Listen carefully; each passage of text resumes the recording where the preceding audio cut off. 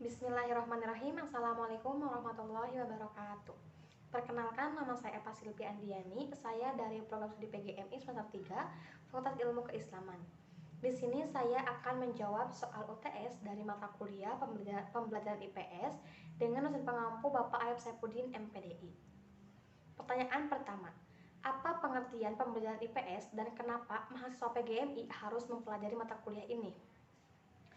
IPS adalah merupakan ilmu pengetahuan yang memadukan sejumlah konsep pilihan dari cabang ilmu sosial dan ilmu-ilmu lainnya, serta kemudian diolah berdasarkan prinsip-prinsip pendidikan untuk dijadikan program pengajaran pada tingkat sekolahan.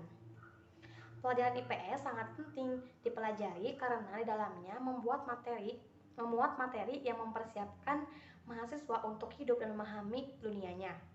IPS membantu siswa memperoleh pemahaman berdasarkan fundamental understanding tentang sejarah, geografi, dan juga ilmu-ilmu sosial lainnya.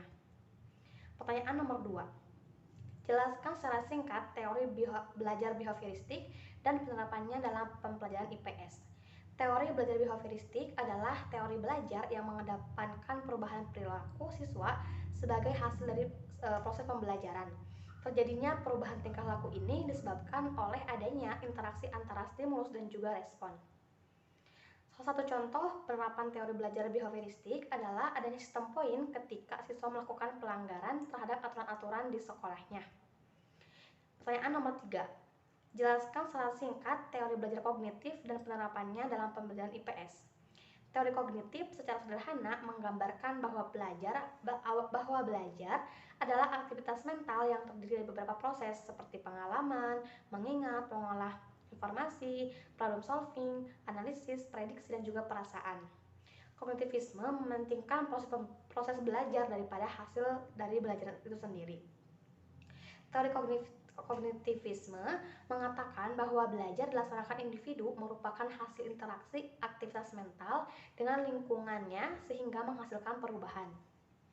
Penerapannya dalam pembelajaran IPS yaitu dengan adanya kontak atau interaksi siswa dengan media belajar, siswa dapat mengalami peningkatan kemampuan dalam belajar. Nah, media belajarnya yaitu berupa media cerita bergambar. Belajar menggunakan media pembelajaran akan mewujudkan proses penguasaan materi sebab adanya interaksi dalam belajar. Pertanyaan nomor 4. Apa perbedaan teori belajar konstruktivistik dan juga teori humanistik?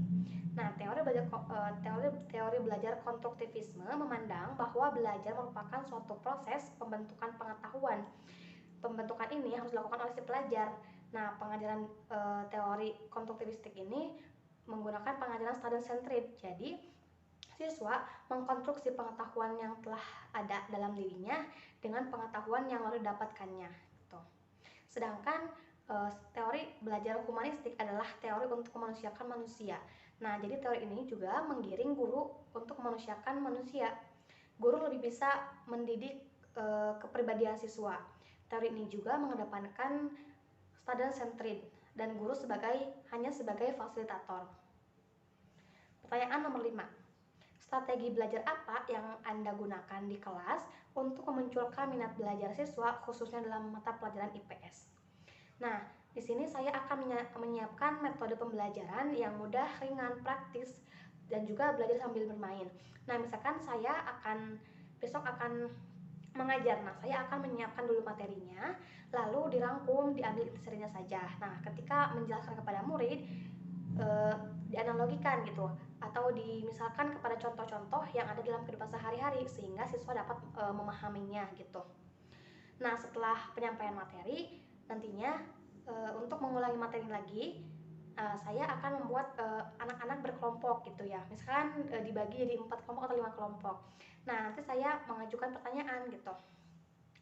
Nanti kelompok mana yang bisa jawab, kelompok mana yang paling banyak menjawab nanti dikasih reward gitu, dan jika kelompok yang sedikit menjawabnya dikasih punishment gitu.